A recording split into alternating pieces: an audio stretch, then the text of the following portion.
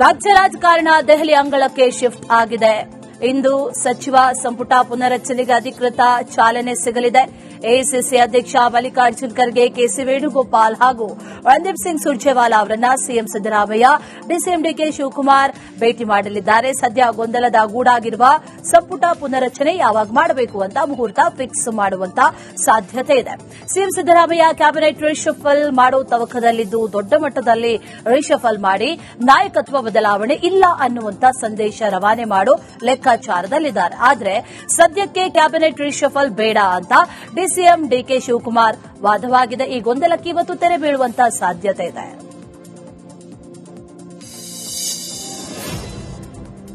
ರಾಜ್ಯ ಕಾಂಗ್ರೆಸ್ನಲ್ಲಿ ಸಿಎಂ ಬದಲಾವಣೆ ಚರ್ಚೆ ಜೋರಾಗಿದೆ. ಈ ಮಧ್ಯೆ ದೆಹಲಿಯಲ್ಲಿ ಮಾತನಾಡಿದಂತಹ ಡಿಸಿಎಂ ಡಿಕೆಶಿ, ಅಧಿಕಾರ ಹಸ್ತಾಂತರ ವಿಚಾರ ಮಾಧ್ಯಮದಲ್ಲಿ ಮಾತ್ರ ಚರ್ಚೆ ಆಗ್ತಾ ಇದೆ. ಅಧಿಕಾರ ಹಸ್ತಾಂತರ ಬಗ್ಗೆ ನಮ್ಮಲ್ಲಿ ಚರ್ಚೆ ಆಗಿಲ್ಲ ಅಂತ ಹೇಳಿದ್ದಾರೆ. ಇನ್ನು ಸಂಪುಟ ವಿಸ್ತರಣೆ ಬಗ್ಗೆ ಮಾತನಾಡಿದ ಅವರು, ಸಂಪುಟ ಪುನರಚನೆಗೆ ಸಿಎಂ ವಿವೇಚನೆಗೆ ಬಿಟ್ಟಿದ್ದು ಸಿಎಂ ಹೈಕಮಾಂಡ್ ಜೊತೆ ಮಾತಾಡ್ತಾರೆ. ನನ್ನನ್ನ ಕರೆಸಿದಾಗ ಹೈಕಮಾಂಡ್ ಭೇಟಿ ಆಗ್ತೇನೆ ಅಂತ ತಿಳಿಸಿದ್ದಾರೆ. ನನ್ನಲ್ಲಿ ಸಿದ್ದರಾಮಯ್ಯನವರಲ್ಲಿ ಹೈಕಮಾಂಡ್ ಅಲ್ಲಿ ಚರ್ಚೆ ಇಲ್ಲ. ನನ್ನಲ್ಲಿ ಸಿದ್ದರಾಮಯ್ಯನವರಲ್ಲಿ ಹೈಕಮಾಂಡ್ ಅಲ್ಲಿ ಎಲ್ಲೂ ಚರ್ಚೆ ಇಲ್ಲ. ನಾನು ಕೆಪಿಸಿಸಿ ಅಧ್ಯಕ್ಷ ಸ್ಥಾನಕ್ಕೆ ರಾಜೀನಾಮೆ ಕೊಡಲ್ಲ. ನಾನ್ಯಾಕೆ ರಾಜೀನಾಮೆ ಕೊಡಬೇಕು? ರಾಜೀನಾಮೆ ಕೊಡೋ ಸಂದರ್ಭ ಉದ್ಭವಿಸಿಲ್ಲ ಅಂತ ಡಿಸಿಎಂ ಡಿಕೆ ಶಿವಕುಮಾರ್ ಹೇಳಿದ್ದಾರೆ. ನಾನು ಪಕ್ಷದ ಶಿಸ್ತಿನ ಸಿಪಾಯಿ. ಪಕ್ಷ ಏನ್ ಹೇಳುತ್ತೋ ಆ ಕೆಲಸ ಮಾಡ್ತೇನೆ. ನಾನು ಕಾಂಗ್ರೆಸ್ಗೆ ಬ್ಲಾಕ್ ಮೇಲ್ ಮಾಡೋನಲ್ಲ. ನಾನು ಹಗಲು ರಾತ್ರಿ ಪಕ್ಷ ಕಟ್ಟಿದ್ದೇನೆ. ಕಾಂಗ್ರೆಸ್ ಭವನದ ಭೂಮಿ ಪೂಜೆ ವಿಚಾರಕ್ಕೆ ರಾಹುಲ್ ಗಾಂಧಿ ಅವರನ್ನ ಭೇಟಿ ಮಾಡಿದ್ದೇನೆ. ರಾಹುಲ್ ಗಾಂಧಿ ಭೂಮಿ ಪೂಜೆ ಮಾಡಬೇಕು ಅನ್ನೋದು ನನ್ನ ಆಸೆ ಅಂತ ಡಿಸಿಎಂ ಹೇಳಿದ್ದಾರೆ. ನಾನಕ್ಕೆ ರಾಜೀನಾಮೆ ಕೊಡ್ತೀನಿ ಅಂತ ಹೇಳಿ ಆ ಸಂದರ್ಭ ಏನು ಉದ್ಭವ ಆಗಲಿಲ್ಲ. ಎಲ್ಲಿವರೆಗೂ ಕಾಂಗ್ರೆಸ್ ಅಲ್ಲಿ ಯಾವ ಸ್ಥಾನದಲ್ಲಿ ಕೆಲಸ ಮಾಡಿ ಹೋಗುತ್ತಾರೆ ಅಲ್ಲಿವರೆಗೂ ನಾನು ಒಬ್ಬ ಶಿಸ್ತಿನ ಸಿಪಾಯಿನಂತೆ ಮಾಡ್ಕೊಂಡು ಹೋಗೋಣ.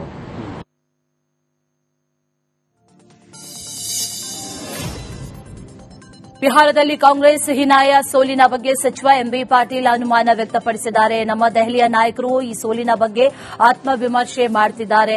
ಅನಾಲಿಸಿಸ್ ಮೇಲೆ ಸೋಲಿನ ಸತ್ಯ ತಿಳಿಯಲಿದೆ. ಬಿಹಾರ ಚುನಾವಣೆ ಫಲಿತಾಂಶದಿಂದ ಸಂಶಯ ಬಂದಿದೆ. ಅದೇನೇ ಇರಲಿ, ಜನ ತೀರ್ಪು ಕೊಟ್ಟಿದ್ದಾರೆ. ಜನರ ತೀರ್ಪಿಗೆ ನಾವು ತಲೆಬಾಗ್ತೇವೆ. ಮಹಾಗಠಬಂಧನ್ಗೆ ಮತ ಹಾಕಿದವರಿಗೆ ಅಭಿನಂದನೆ ತಿಳಿಸುತ್ತೇನೆ ಅಂತ ಹೇಳಿದ್ದಾರೆ. ಕಾಂಗ್ರೆಸ್ ಪಕ್ಷ ನಮ್ಮಲ್ಲಿಯ ದೆಹಲಿಯ ನಾಯಕರು ಇದ್ರ ಬಗ್ಗೆ ಅನಾಲಿಸಿಸ್ ಮಾಡ್ತಾ ಇದ್ದಾರೆ. ಆ ಅನಾಲಿಸಿಸ್ ಮಾಡಿದ್ಮೇಲೆ ಸತ್ಯ ಅನ್ನೋದು ಹೊರಬರ್ತದೆ. ಬಟ್ ಮೇಲ್ನೋಟಕ್ಕೆ ಇವತ್ತು ದಿವಸ 90% ಸ್ಟ್ರೈಕ್ ಏನಿದೆ, ಬಹುಶಃ ನಮ್ಮ ಭಾರತ ದೇಶದ ಇತಿಹಾಸದಲ್ಲಿ ಯಾವ ಚುನಾವಣೆಯಲ್ಲೂ ಕೂಡ 90% ಸ್ಟ್ರೈಕ್ ಆಗಿಲ್ಲ. ಹಿಂಗಾಗಿ ಸಹಜವಾಗಿ ಇವತ್ತು ದಿವಸ ಏನೋ ಒಂದು ರೀತಿಯ ಒಂದು ಸಂಶಯ ಉತ್ಪತ್ತನಾಗ್ತದೆ. ಅದೇನೇ ಇರಲಿ, ಇವತ್ತು ಜನ ತೀರ್ಪು ಏನು ಕೊಟ್ಟಿದ್ದಾರೆ, ಜನರ ತೀರ್ಪನ್ನು ನಾವು ತಲೆಬಾಗಿ ಒಪ್ತೀವಿ. ಮಹಾಗಠಬಂಧನಕ್ಕೆ ಯಾರು ಮತ ಹಾಕಿದಾರೋ ಅವರಿಗೆ ಅಭಿನಂದನೆಗಳು ಕೂಡ ಸಲ್ಲಿಸ್ತೇವೆ.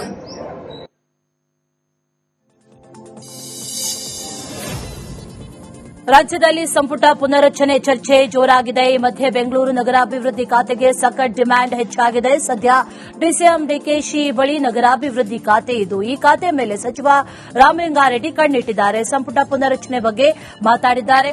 ರಾಜ್ಯದ ಮಂತ್ರಿಗಳು ದೆಹಲಿಗೆ ಹೋಗ್ತಾ ಇದ್ದಾರೆ. ಸಚಿವ ಸ್ಥಾನದ ಆಕಾಂಕ್ಷಿಗಳು ಬಹಳ ಇದ್ದಾರೆ. ನಾನು 35 ವರ್ಷ ಬೇರೆ ಬೇರೆ ಖಾತೆಗಳಲ್ಲಿ ಕೆಲಸ ಮಾಡಿದ್ದೇನೆ. ಬೆಂಗಳೂರು ಅಭಿವೃದ್ಧಿ ಸಚಿವನಾಗಿ 6 ತಿಂಗಳು ಕೆಲಸ ಮಾಡಿದ್ದೇನೆ. ಮತ್ತೆ ಬೆಂಗಳೂರು ಅಭಿವೃದ್ಧಿ ಖಾತೆ ಕೊಟ್ರೆ ಕೆಲಸ ಮಾಡ್ತೇನೆ ಅಂತ ಹೇಳೋ ಮೂಲಕ ರಾಮಲಿಂಗಾರೆಡ್ಡಿ ತಮ್ಮ ಖಾತೆ ಬದಲಾವಣೆಗೆ ಡಿಮ್ಯಾಂಡ್ ಇಟ್ಟಿದ್ದಾರೆ. ರಾಹುಲ್ ಗಾಂಧಿ ಅವರು ಇವತ್ತು ಮಲ್ಲಿಕಾರ್ಜುನ ಖರ್ಗೆ ಅವರು ನಮ್ಮ ಎಐಸಿಸಿ ಅಧ್ಯಕ್ಷರಿಗೆ ಸಂಪೂರ್ಣ ಅಧಿಕಾರ ಕೊಟ್ಟಿದ್ದಾರೆ ಅಂತ ಪೇಪರ್ ಅಲ್ಲಿ ನೋಡಿದೆ. ಮುಖ್ಯಮಂತ್ರಿಗಳು ಅಂತ ಇದ್ದಾರೆ. ಏನಾಗುತ್ತೋ ಗೊತ್ತಿಲ್ಲಪ್ಪ. ಇದಾರೆ, ಹಿರಿಯರು ಇದಾರೆ, ಯುವಕರು ಇದಾರೆ. ಕೊನೆಗಾಗೋದು 34 ಜನ ಅಲ್ವಾ, ಸಿಎಂ ಸೇರಿಸಿ. ಅದರಿಂದ ಹಿರಿಯರಿಗೂ ಆದ್ಯತೆ ಕೊಡಬೇಕಾಗುತ್ತೆ. ನಾನು ಯಾರಿಗೂ ಕೇಳಕ್ ಹೋಗೋದಿಲ್ಲ. ಕೊಟ್ರೆ ಸಂತೋಷ, ಕೊಡದೇ ಇದ್ರು ಏನ್ ಬೇಸರ ಏನಿಲ್ಲ. ಏನ್ ಮಾಡಕ್ಕಾಗತ್ತಪ್ಪ. ನಾನು 36 ವರ್ಷ ಆಯ್ತು MLA ಆಗಿ. ನನ್ನ ಬೆಂಗಳೂರು ಖಾತೆ ಸಿಕ್ಕಿದ್ದು ಕೇವಲ 6 ತಿಂಗಳೇ. ಇನ್ನು 35 ವರ್ಷ ಸಿಗಲೇ ಇಲ್ಲ ಬೆಂಗಳೂರು ಖಾತೆ. ಎಲ್ಲ ಬೇರೆ ಬೇರೆ ಖಾತೆಗಳಲ್ಲಿ ಮಿನಿಸ್ಟರ್ ಆಗಿದ್ದಾಗ ಯಾವ ಖಾತೆ ಕೊಟ್ಟರು ಕೆಲಸ ಮಾಡಬೇಕು, ಮಾಡಿದೀವಿ. ಯಾವ್ದು ಕೊಟ್ಟರು ನಾವು ಕೆಲಸ, ನಾವು ಯಾವ ರೀತಿ ಯಾವುದೇ ಖಾತೆ ಕೊಡ್ಲಿ ಅದರಲ್ಲಿ ನಾವು ಹೇಗೆ ಇನ್ವಾಲ್ವ್ಮೆಂಟ್ ಆಗ್ತೀವಿ ಅದ್ರ ಮೇಲೆ ಡಿಪೆಂಡ್ ಆಗುತ್ತೆ. ನಾನು ಕೇಳೋಕ್ ಹೋಗಲ್ವಲ್ಲ. ಅವ್ರು ಕೊಟ್ರೆ ಕೊಡ್ಲಿ. ರಾಜ್ಯ ಕಾಂಗ್ರೆಸ್ನಲ್ಲಿ ಕ್ರಾಂತಿ ಆಗೋದು ಗ್ಯಾರಂಟಿ. ಕಾಂಗ್ರೆಸ್ ಪಕ್ಷದಲ್ಲಿ ಹಲವು ಒಪ್ಪಂದ ಆಗಿವೆ ಅಂತ ಹೇಳ್ತಾ ಇದ್ದಾರೆ. ಒಪ್ಪಂದ ಆಗಿದ್ರೆ ಡಿಕೆ ಶಿವಕುಮಾರ್ಗೆ ಮುಖ್ಯಮಂತ್ರಿ ಸ್ಥಾನ ಬಿಟ್ಟುಕೊಡಬೇಕು, ಇಲ್ಲವಾದರೆ ಕಾಂಗ್ರೆಸ್ನಲ್ಲಿ ಕ್ರಾಂತಿ ಆಗೋದು ನಿಶ್ಚಿತ ಅಂತ ಮಾಜಿ ಕೇಂದ್ರ ಸಚಿವ ಭಗವಂತ ಖೂಬಾ ಹೇಳಿದ್ದಾರೆ. 2.5 ವರ್ಷ ಒಪ್ಪಂದ ಆಗಿದೆ ಅಂತ ಅನೇಕ ಸಚಿವರು ಹಾಗೂ ಶಾಸಕರೇ ಹೇಳ್ತಾ ಇದ್ದಾರೆ. ಸ್ವತಃ ಡಿಕೆ ಸುರೇಶ್ ಎಷ್ಟು ನೊಂದು ಮಾತಾಡ್ತಾ ಇದ್ದಾರೆ ಅಂದ್ರೆ ಎಲ್ಲೋ ಒಂದು ಕಡೆ ಒಪ್ಪಂದ ಆಗಿದೆ ಅನ್ಸುತ್ತೆ ಅಂತ ಭಗವಂತ ಖೂಬಾ ಕಾಂಗ್ರೆಸ್ನಲ್ಲಿನ ಕಿಚ್ಚಿಗೆ ಬೆಂಕಿ ಹಚ್ಚಿದ್ದಾರೆ. 2.5 ವರ್ಷಗಳ ಹಿಂದೆ ಅವರ ಒಪ್ಪಂದ ಆಗಿರುವುದು ಅನೇಕ ಅವರ ಸಂಪುಟದ ಸಚಿವರುಗಳೇ ಹೇಳಿದ್ದಾರೆ. 2 ವರ್ಷ ನಂತರ ಮುಖ್ಯಮಂತ್ರಿಗಳು ಕೂಡ ಬದಲಾವಣೆ ಆಗಬೇಕು, ಬಹುತೇಕ ಸಚಿವರುಗಳನ್ನ ಕೂಡ ಬದಲಾವಣೆ ಆಗಿ ಹೊಸವರಿಗೆ ಅವಕಾಶ ಮಾಡಿಕೊಡ್ಬೇಕು ಅನ್ನುವಂಥದ್ದನ್ನ ಇದು ನಾವು ಹೇಳ್ತಾ ಇಲ್ಲ, ಇದು ಕಾಂಗ್ರೆಸ್ಸಿನ ಅನೇಕ ಮುಖಂಡರುಗಳು ಹೇಳಿದ್ದಾರೆ. ಹೀಗಾಗಿ ಒಪ್ಪಂದದಂತೆ ನಡೀಲಿಲ್ಲ ಅಂದ್ರೆ ಸಹಜವಾಗಿ ಕ್ರಾಂತಿಗೆ ನಾಂದಿ ಆಗ್ತದೆ ಅನ್ನೋದ್ರಲ್ಲಿ ಎರಡು ಮಾತಿಲ್ಲ. ಟೋಟಲಿ ಕ್ರಾಂತಿ ಆಗೇ ಆಗ್ತದೆ ಎಂಬ ಲಕ್ಷಣ ನೀವು ಬಿಜೆಪಿ ಕೂಡ ಸಿಗ್ತಾ ಇದೆ. ಇದ್ರ ಲಾಭ ಏನ್ರ ಬಿಜೆಪಿ? ಈಗ ನೋಡಿ, ನಮಗ ಅವ್ರದ್ದು ಲಾಭ ತಗೊಳ್ಳೋಂಥದ್ದು ನಮ್ಗೇನು ಅವಶ್ಯಕತೆ ಇಲ್ಲ. ಸ್ವತಃ ಡಿ.ಕೆ. ಸುರೇಶ್ ಅವರೇ ಯಾವಾಗ ಇಷ್ಟು ಮನನೊಂದು ಹೇಳ್ತಾ ಇದ್ದಾರೆ ಅಂದ್ರೆ ಅದರಲ್ಲಿ ಏನಾದ್ರೂ ಸತ್ಯ ಇದ್ದಾಗ ಮಾತ್ರ ಮನನೊಂದಿದ್ದಾರೆ. ಇವತ್ತು ರಾಹುಲ್ ಗಾಂಧಿ ಮತ್ತು ಮಲ್ಲಿಕಾರ್ಜುನ್ ಖರ್ಗೆ ಅವರು ಜವಾಬ್ದಾರಿಯಿಂದ ಆದಂತ ಒಪ್ಪಂದವನ್ನ ಏನಾಗಿದೆ ಅದು ನಿಮ್ಮ ಮಧ್ಯದಲ್ಲಿದೆ, ಅದನ್ನ ನಡೆಸಿಕೊಡಬೇಕು ಅನ್ನುವಂಥದ್ದು. ಕಾಂಗ್ರೆಸ್ ನಾಯಕರ ದೆಹಲಿ ಯಾತ್ರೆ ಬಗ್ಗೆ ಮಾಜಿ ಸಚಿವ ಶ್ರೀರಾಮುಲು ಲೇವಡಿ ಮಾಡಿದ್ರು. ಕಾಂಗ್ರೆಸ್ ಪಕ್ಷದಲ್ಲಿ ನಾನಾ ನೀನಾ ಅಂತ 2 ವರ್ಷ ಕಳೆದಿದ್ದಾರೆ. ರಾಜ್ಯದಲ್ಲಿ ಕಾನೂನು ಸುವ್ಯವಸ್ಥೆ ಹದಗೆಟ್ಟಿದೆ. ಬಿಹಾರದಲ್ಲಿ ಎನ್ಡಿಎಗೆ ಬಹುಮತ ಸಿಕ್ಕಂತೆ 2028ಕ್ಕೆ ಕರ್ನಾಟಕದಲ್ಲೂ ಆಗುತ್ತೆ. ಮುಂದೆ ಕಾಂಗ್ರೆಸ್ಗೆ ಜನ ತಕ್ಕ ಪಾಠ ಕಲಿಸುತ್ತಾರೆ. ಈಗ 3 ರಾಜ್ಯದಲ್ಲಿ ಕಾಂಗ್ರೆಸ್ ಆಡಳಿತ ಇದೆ. ಮುಂದಿನ ದಿನಗಳಲ್ಲಿ ಆ 3 ರಾಜ್ಯಗಳನ್ನು ಕಾಂಗ್ರೆಸ್ ಕಳೆದುಕೊಳ್ಳುತ್ತೆ ಅಂತ ಹೇಳಿದ್ದಾರೆ. 2.5 ವರ್ಷಗಳ ಕಾಲ ಇವತ್ತು ಮುಖ್ಯಮಂತ್ರಿಗಳು ನಾನಾಗಬೇಕು ನೀನಾಗಬೇಕಂದೇಳಿ ಅವರಿಬ್ಬರ ಮಧ್ಯೆನೆ ಇವತ್ತು ಕಚ್ಚಾಟ ಅನ್ನೋದಕ್ಕಿಂತ ಅವರಿಬ್ಬರ ಮಧ್ಯದಲ್ಲಿ ಇವತ್ತು ನಾನಾಗಬೇಕು ನೀನಾಗಬೇಕು ಅನ್ನೋದ್ರಲ್ಲಿ 2.5 ವರ್ಷ ಕಳೆದ್ಬಿಟ್ರು. ಇವತ್ತು 2.5 ವರ್ಷಗಳು ಕಳೆದ ನಂತರ ಇವಾಗ ಏನಿದೆ ಇವತ್ತು ಇನ್ನು ಮುಂದಕ್ಕೆ ನಮಗೆ ಇವತ್ತು ಅಧಿವೇಶನ ಪ್ರಾರಂಭ ಆಗುತ್ತೆ ಬೆಳಗಾಂದಲ್ಲಿ. ಅಧಿವೇಶನ ಪ್ರಾರಂಭ ಆದ ನಂತರ ಪುನಃ ನಮಗೆ ಹೊಸ ವರ್ಷ ಬರ್ತದೆ. ಹೊಸ ವರ್ಷ ಆದ ತಕ್ಷಣ ಸಂಕ್ರಮಣ ಬರುತ್ತೆ, ಬಜೆಟ್ ಬರುತ್ತೆ. ಬಜೆಟ್ ಬರೋಳಗಡೆ 3 ವರ್ಷ ಅವಧಿ ಮುಗಿದೋಗಿ ಬಿಡ್ತದಲ್ಲ. ಇನ್ನು ಏನಿದೆ ಹೇಳ್ರಿ, ಏನ್ ಮಾಡಿದಾರೆ ಹೇಳ್ರಿ. ಇವು ಸಂಪೂರ್ಣವಾಗಿ ಕಾನೂನು ಅನ್ನಂಥದ್ದು ಕೂಡ ಇವತ್ತು ಯಾವ ರೀತಿಯಲ್ಲಿ ಕೂಡ ಇವತ್ತು ಮಕ್ಕಳ ಮೇಲೆ ಎಷ್ಟು ಅತ್ಯಾಚಾರಗಳಾಗ್ತಾ ಇದಾವ, ಎಷ್ಟು ದರೋಡಿಗಳಾಗ್ತಾ ಇದೆ. ಇವತ್ತು ಕಾನೂನು ಸುವ್ಯವಸ್ಥೆ ಯಾರು ಕೂಡ ಹೆಣ್ಮಕ್ಳು ಹೊರಗಡೆ ಅಡ್ಡಾಡಕ್ಕೆ ಪರಿಸ್ಥಿತಿ ಇರ್ತಾ ಇಲ್ಲ. ಇವತ್ತು ಇಷ್ಟೊಂದು ದೊಡ್ಡ ಅನಾಹುತ ಆಗ್ತಾ ಇದ್ರು ಸರ್ಕಾರ ಇವತ್ತು ದಪ್ಪು ಚರ್ಮದಲ್ಲೇ ಅವತ್ತು ಸರ್ಕಾರ ಇವತ್ತು ನಡೆಸ್ತಾ ಇದೆ. ಹಂಗಾಗಿ ಮುಂದಿನ ದಿನಗಳಲ್ಲಿ ಯಾವ ರೀತಿಯಲ್ಲಿ ಬಿಹಾರದಲ್ಲಿ ಚುನಾವಣೆ ಆಗಿ ದೊಡ್ಡ ಮ್ಯಾಂಡೇಟ್ ಅನ್ನು ಇವತ್ತು ಎನ್ಡಿಎ ಕೊಟ್ಟಿದ್ದಾರೆ. ಎನ್ಡಿಎ ಅಲಯನ್ಸ್ ಅವರಿಗೆ ಪ್ರಧಾನಮಂತ್ರಿಗಳಂತ ನರೇಂದ್ರ ಮೋದಿಜಿ ಅವರಿಗೆ, ಅಲ್ಲಿ ನಿತೀಶ್ ಕುಮಾರ್ ಅವರಿಗೆ ಯಾವ ರೀತಿಯಲ್ಲಿ ದೊಡ್ಡ ಬಹುಮತವನ್ನು ಭಾರತೀಯ ಜನತಾ ಪಾರ್ಟಿ ಕೊಡಂತ ಕೆಲಸ ಮಾಡಿದ್ರು. 28ರಲ್ಲಿ ಕೂಡ ಕರ್ನಾಟಕದಲ್ಲಿ ಅದೇ ರಿಪೀಟ್ ಆಗುತ್ತೆ. ಇವ್ರು ಹಿಂಗೆ ಮಾಡ್ಕೊಂಡು ಹೋಗ್ಲಿ, ಮುಂಬರುವಂತಹ ದಿನಗಳಲ್ಲಿ ಜನರು ಇವರಿಗೆ ಯಾವ ರೀತಿ ತಕ್ಕ ಶಾಸ್ತ್ರವನ್ನು ಕೊಡಿಸುವಂತ ಕೆಲಸ ಮಾಡ್ತಾರೆ. ಯಾಕಂದ್ರೆ ಅವ್ರಿಗೇನಿದೆ ಇವತ್ತು ಮುಂದಿನ ದಿನಗಳಲ್ಲಿ. ಸಿಎಂ ಸಿದ್ದರಾಮಯ್ಯ ಇಂದು ಪ್ರಧಾನಿ ನರೇಂದ್ರ ಮೋದಿ ಅವರನ್ನ ಭೇಟಿ ಮಾಡಲಿದ್ದಾರೆ. ಕಬ್ಬು ಬೆಳೆಗಾರರು ಮತ್ತು ಕಾರ್ಖಾನೆ ಮಾಲೀಕರ ಸಮಸ್ಯೆಗಳ ಬಗ್ಗೆ ಪ್ರಧಾನಿ ಜೊತೆ ಚರ್ಚೆ ಮಾಡಲಿದ್ದಾರೆ. ಬೆಳಗ್ಗೆ 11 ಗಂಟೆಗೆ ಸಿಎಂ ಸಿದ್ದರಾಮಯ್ಯ ದೆಹಲಿಗೆ ತೆರಳಲಿದ್ದಾರೆ. ರಾಜ್ಯದ ಕಬ್ಬು ಬೆಳೆಗಾರರು ಪ್ರತಿ ಟನ್ಗೆ 3,500 ರೂಪಾಯಿ ಬೆಂಬಲ ಬೆಲೆಗೆ ಪಟ್ಟು ಹಿಡಿದಿದ್ರು. ರೈತರಿಗೆ 3,300 ನೀಡುವಂತಹ ಹಾಗೂ ಪಿಎಂ ಭೇಟಿ ಮಾಡುವಂತಹ ಭರವಸೆಯನ್ನ ನೀಡಲಾಗಿತ್ತು. ಹಾಗಾಗಿ ಸಿಎಂ ಸಿದ್ದರಾಮಯ್ಯ ಇವತ್ತು ಪ್ರಧಾನಮಂತ್ರಿ ಮೋದಿ ಅವರನ್ನ ಭೇಟಿ ಮಾಡಿ ಮನವಿಯನ್ನ ನೀಡಲಿದ್ದಾರೆ. ಇದೇ ವೇಳೆ ರಾಜ್ಯಕ್ಕೆ ಬರಬೇಕಾದಂತಹ ಅನುದಾನ ಹಾಗೂ ರಾಷ್ಟ್ರೀಯ ಯೋಜನೆಗಳ ಬಗ್ಗೆ ಚರ್ಚೆ ಮಾಡುವಂತಹ ಸಾಧ್ಯತೆ ಕೂಡ ಇದೆ.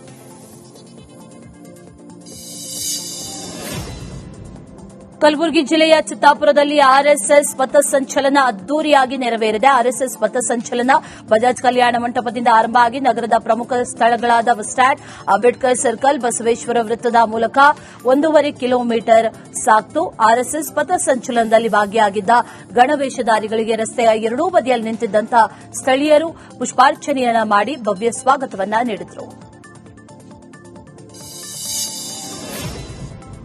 ಚಿತ್ತಾಪುರದಲ್ಲಿ ಆರ್ಎಸ್ಎಸ್ ಪಥಸಂಚಲನ ಅದ್ದೂರಿಯಾಗಿ ಜರುಗಿದೆ. ಆದರೆ ಸಚಿವ ಪ್ರಿಯಾಂಕ್ ಖರ್ಗೆ ಆರ್ಎಸ್ಎಸ್ ವಿರುದ್ಧ ತಮ್ಮ ವಾದವನ್ನ ಮುಂದುವರೆಸಿದ್ದಾರೆ. ಆರ್ಎಸ್ಎಸ್ ಜೊತೆಗಿನ ಸಂಘರ್ಷ ಮುಗ್ದಿಲ್ಲ, ಈಗ ಆರಂಭ ಅಂತ ಪ್ರಿಯಾಂಕ್ ಖರ್ಗೆ ಮತ್ತೆ ಸಂಘದ ವಿರುದ್ಧ ಸಿಡಿದೆದ್ದಿದ್ದಾರೆ. ಕೆಲವೇ ದಿನಗಳಲ್ಲಿ ಆರ್ಎಸ್ಎಸ್ನ ಅಸಲಿ ಮುಖ ಬಯಲು ಮಾಡುತ್ತೇನೆ, ಗುರುದಕ್ಷಿಣೆ ಹಿಂದಿನ ಸೀಕ್ರೆಟ್ ಬಟಾ ಬಯಲು ಮಾಡ್ತೇನೆ, ಕೆಕೆಆರ್ಡಿಬಿಯಲ್ಲಿ ಎಷ್ಟು ಲೂಟಿ ಮಾಡಿದ್ದಾರೆ ಅಂತ ದಾಖಲೆ ಸಮೇತ ಎಲ್ಲವನ್ನೂ ಬಿಚ್ಚಿಡ್ತೇನೆ ಅಂತ ಸಚಿವ ಪ್ರಿಯಾಂಕ್ ಖರ್ಗೆ ಕಿಡಿಕಾರಿದ್ದಾರೆ. ಈಗ ಪ್ರಾರಂಭ ಆಗಿದೆ ಸರ್, ಈಗ ನೋಡಿ, ಮೋಹನ್ ಭಾಗವತ್ ಅವ್ರು ಖುದ್ದಾಗಿ ಬಂದು ಏನ್ ಹೇಳಿದ್ದಾರೆ, ನಾವು ಅನ್ರಿಜಿಸ್ಟರ್ಡ್ ಅಂತ ಹೇಳಿದ್ದಾರೆ. ಕರೆಕ್ಟಾ? We are a body of individuals, we do not need to register ಅಂತ ಹೇಳಿದ್ಯಾರು? ಯಾರು ಹೇಳ್ತಾ ಇರೋದು ಅವರು ರಿಜಿಸ್ಟ್ರೇಷನ್ ಆಗಬಾರ್ದು ಅಂತ? ಬ್ಯಾಂಗ್ಳೂರ್ ಕ್ಲಬ್ ಅಂತ ಕೇಳಿದೀರಾ? ಬಹಳ ಹಳೆಯ ಸಂಸ್ಥೆ. That is also body of individuals only. They are also registered.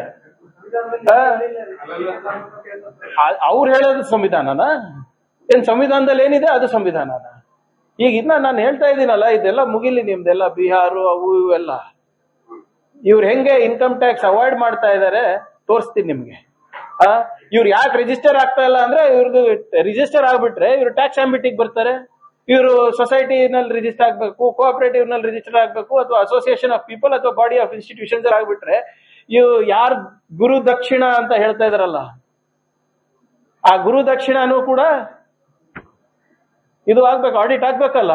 ಎಲ್ಲಾನು ಕೂಡ ನಾನು ಹೇಳ್ದಂಗೆ ಕೊಡ್ತೀನಿ. ಇಲ್ಲಿ ಕೆಕೆಆರ್ಡಿಬಿ ದುಡ್ಡು ಹೆಂಗೆ RSS ಅವರು ಲೂಟಿ ಹೊಡೆದಿದ್ರು ಅದನ್ನು ನಿಮ್ಗೆ ಸಾಕ್ಷಿ ಸಮೇತ ಏನೋ ಒಂದು 15-20 ದಿನದಲ್ಲಿ ಕೊಡ್ತೀನಿ ನೋಡಿ, ಯಾವಾಗ ಗೊತ್ತಾಗ್ತದೆ ನಿಮ್ಗೆ ಇವ್ರು ಎಷ್ಟು ದೊಡ್ಡ ದೊರಡೆಕೋರರ ಅಂತ.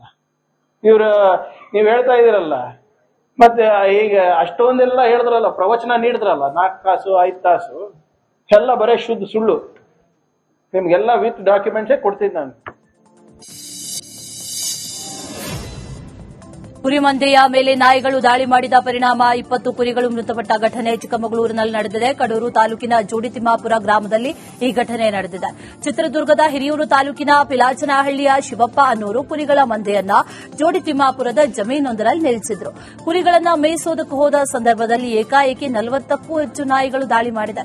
20 ಕುರಿಗಳು ನಾಯಿ ಕಡಿತದಿಂದ ಸಾವಿಗೀಡಾಗಿದೆ. ಬೀರೂರು ಠಾಣೆಯಲ್ಲಿ ಪ್ರಕರಣ ದಾಖಲಾಗಿದೆ. ಪಶುವೈದ್ಯಾಧಿಕಾರಿ ಡಾ ಮೋಹನ್ ಕುರಿಗಳ ಮರಣೋತ್ತರ ಪರೀಕ್ಷೆ ನಡೆಸಿದ್ದಾರೆ.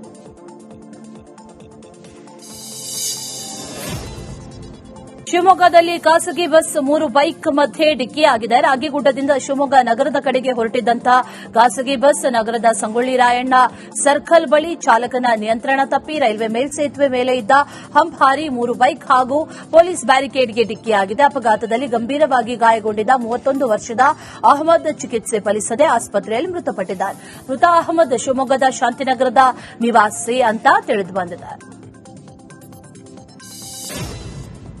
ಬೆಂಗಳೂರಿನ ಬಸವನಗುಡಿಯಲ್ಲಿ ಇಂದಿನಿಂದ ಕಡಲೆಕಾಯಿ ಪರೀಕ್ಷೆ ಆರಂಭವಾಗಲಿದೆ. ಪರೀಕ್ಷೆಗೆ ಸಂಬಂಧಿಸಿದಂತೆ ಸಿದ್ದತೆ ಬಗ್ಗೆ ಸಚಿವ ರಾಮಲಿಂಗಾರೆಡ್ಡಿ ಪರಿಶೀಲನೆ ನಡೆಸಿದ್ದಾರೆ. ಇದೇ ವೇಳೆ ಮಾತನಾಡಿದ ಅವರು, ಈ ಬಾರಿ 5 ದಿನಗಳ ಕಾಲ ಕಡಲೆಕಾಯಿ ಪರೀಕ್ಷೆ ನಡೆಯಲಿದ್ದು ಜನರಿಗೆ ತೊಂದರೆ ಆಗದಂತೆ ವ್ಯವಸ್ಥೆ ಮಾಡಲಾಗಿದೆ.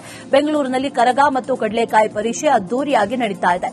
ಈ ಬಾರಿ ಸಾಕಷ್ಟು ಜನರು ಬರುವಂತಹ ನಿರೀಕ್ಷೆ ಹಿನ್ನೆಲೆ ಪೊಲೀಸ್ ಭದ್ರತೆಯನ್ನ ಕೂಡ ಹೆಚ್ಚಿಸಲಾಗಿದೆ. ಅದೇ ರೀತಿ ಮೈಸೂರಿನಂತೆ ಲೈಟಿಂಗ್ ವ್ಯವಸ್ಥೆ ಕೂಡ ಮಾಡಿದ್ದೇವೆ ಅಂತ ರಾಮಲಿಂಗಾರೆಡ್ಡಿ ಹೇಳಿದ್ದಾರೆ. ಅತಿ ಹೆಚ್ಚು ಅಂದ್ರೆ ಲಕ್ಷಗಟ್ಟಲೆ ಸೇರುವಂತ 2 ಕಾರ್ಯಕ್ರಮ ಆಗೋದು. ಒಂದು ಕಡಲೆಕಾಯಿ ಪರೀಕ್ಷೆ, ಇನ್ನೊಂದು ಕರಗ ಅಲ್ವಾ. ಕರಗಕ್ಕೂ ಕೂಡ ಲಕ್ಷಗಟ್ಟಲೆ ಜನ ಸೇರ್ತಾರೆ. ಆದರೂ ಇಡೀ ರಾತ್ರಿ ಅದು ಅಂದ್ರೆ ಎಲ್ಲ ಕಡೆ ಅಲ್ಲೆಲ್ಲ ಸುತ್ತು ಹಳೆ ನಮ್ಮ ಬ್ಯಾಂಗ್ಳೂರ್ ಇದೆಯಲ್ಲ, ಅಲ್ಲೆಲ್ಲ ರಾತ್ರಿ ಹೊತ್ತು ರಾತ್ರಿ ಇರುತ್ತೆ. ಇದು ಸುಮಾರು 2 ದಿನ ಅಂತ ಮೊದಲು ಅಧಿಕೃತವಾಗಿತ್ತು. ಈಗ 5 ದಿನ ಮಾಡಿದ್ವಿ, ಸಹಜವಾಗಿ 7-8 ದಿನ ಆಗ್ಬಿಡುತ್ತೆ. ಹಿಂದೆನೂ ಆಗ್ತಿತ್ತು, ಈಗಲೂ ಆಗ್ತಿತ್ತು. ಅದಕ್ಕೆ ಈ ಬೆಂಗಳೂರಿಗೆ ಹೊಸಬರೆಲ್ಲ ಬಂದಿರಲ್ಲ, ಬೇಕಾದಷ್ಟು ಜನ ಬಂದಿರಲ್ಲ. ಆಮೇಲೆ ಬೆಂಗಳೂರಲ್ಲೇ ಹುಟ್ಟು ಬೆಳೆದಂಥವ್ರು ಕಡಲೆಕಾಯಿ ಪರೀಕ್ಷೆ ನೋಡಿರೋದಿಲ್ಲ, ಅಂಥವ್ರೆಲ್ಲ ಬರಲಿ ನೋಡಲಿ ಅಂತೇಳಿ ಈ ಸಲ ಎಲ್ಲ ಹಿಂದಿನ ಥರನೇ ಈಗಲೂ ವ್ಯವಸ್ಥೆ ಎಲ್ಲ ಇನ್ನೂ ಚೆನ್ನಾಗಿ ಮಾಡಿದ್ದಾರೆ. ಜನ ಜಾಸ್ತಿ ಬರ್ತಾರೆ ಅಂತ ಈ ಸಲ ಸ್ವಲ್ಪ ಹೆಚ್ಚು. ಮೈಸೂರು ಅಷ್ಟಿಲ್ಲ, ಮೈಸೂರು ಬಹಳ ಕಾಸ್ಟ್ಲಿ ಅದು. ಅದರ ಲೈಟಿಂಗ್ಸ್ ಎಲ್ಲ ಹಾಕಿದೀವಿ 6 ವೀರ.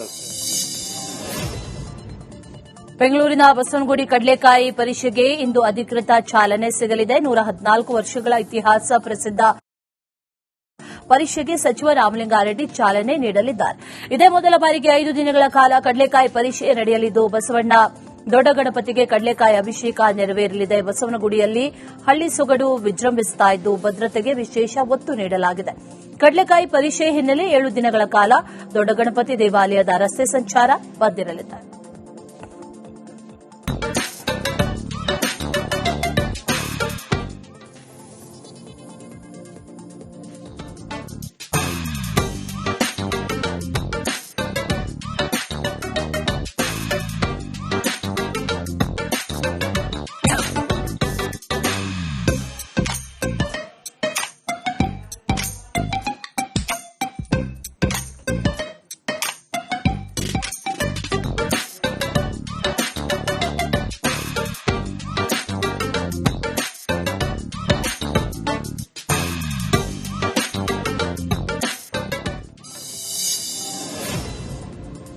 ಬೀದರ್ನ ಹುಮನಾಬಾದ್ ಕಾರಾಗೃಹದಲ್ಲಿ ವಿಚಾರಣಾಧೀನ ಕೈದಿ ಮೃತಪಟ್ಟಿದ್ದಾನೆ.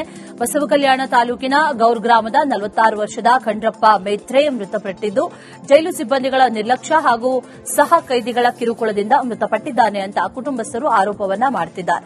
ಏಪ್ರಿಲ್ 14, 2025ರಲ್ಲಿ ನಡೆದಂತಹ ತಾಯಿಯ ಕೊಲೆ ಕೇಸ್ನಲ್ಲಿ ವಿಚಾರಣೆ ಎದುರಿಸುತ್ತಾ ಇದ್ದಂತ ಮೃತ ಖಂಡಪ್ಪ ವಿಚಾರಣೆ ಹಿನ್ನೆಲೆ 2.5 ತಿಂಗಳ ಹಿಂದೆ ಹುಮನಾಬಾದ್ ಜೈಲು ಸೇರಿದ್ದ. ಸಹ ಕೈದಿಗಳ ಕಿರುಕುಳದಿಂದ ಬೇಸತ್ತು ಕಟ್ಟಡದಿಂದ ಜಿಗಿದು ಆತ್ಮಹತ್ಯೆ ಮಾಡಿಕೊಂಡಿದ್ದಾನೆ. ಸಹ ಕೈದಿಗಳ ಕಿರುಕುಳದ ಕುರಿತು ಜೈಲರ್ ಗಮನಕ್ಕೆ ತಂದರೂ ಕೂಡ ಕ್ರಮ ತೆಗೆದುಕೊಂಡಿರಲಿಲ್ಲ ಅಂತ ಸಂಬಂಧಿಕರ ಆರೋಪವಾಗಿದ್ದು ಈ ಸಂಬಂಧ ಹುಮನಾಬಾದ್ ಠಾಣೆಯಲ್ಲಿ ಪ್ರಕರಣ ದಾಖಲಾಗಿದೆ. ಕೊಡಗಿನಲ್ಲಿ ಬ್ಲೂ ಬ್ಯಾಂಡ್ ರೋಬಸ್ಟಾ ರ್ಯಾಲಿಯಲ್ಲಿ ಜಿಪ್ಸಿಯೊಂದು ಪಲ್ಟಿಯಾದ ಘಟನೆ ನಡೆದಿದೆ. ವಿರಾಜಪೇಟೆ ತಾಲೂಕಿನ ಕಾಫಿ ತೋಟಗಳಲ್ಲಿ ನಡೆದ ರ್ಯಾಲಿಗಳಲ್ಲಿ ಭಾಗಿಯಾಗಿದ್ದ ಕಾರು ಪಲ್ಟಿಯಾಗಿದೆ. ಚೆನ್ನೈ ಮತ್ತು ಕೊಯಮತ್ತೂರಿನಲ್ಲಿ ಪ್ರಥಮ ಹಾಗೂ ದ್ವಿತೀಯ ರ್ಯಾಲಿ ಮುಕ್ತಾಯ ಆಗಿದ್ದು ಕೊಡಗಿನಲ್ಲಿ ಇಂಡಿಯನ್ ನ್ಯಾಷನಲ್ ರ್ಯಾಲಿ ಚಾಂಪಿಯನ್ಶಿಪ್ನ 3ನೇ ಸುತ್ತು ನಡೆದಿದೆ. ಈ 3ನೇ ರ್ಯಾಲಿಯಲ್ಲಿ ಮೈ ನವಿರೇಳಿಸುವ ದೃಶ್ಯ ಕಂಡುಬಂದಿದೆ.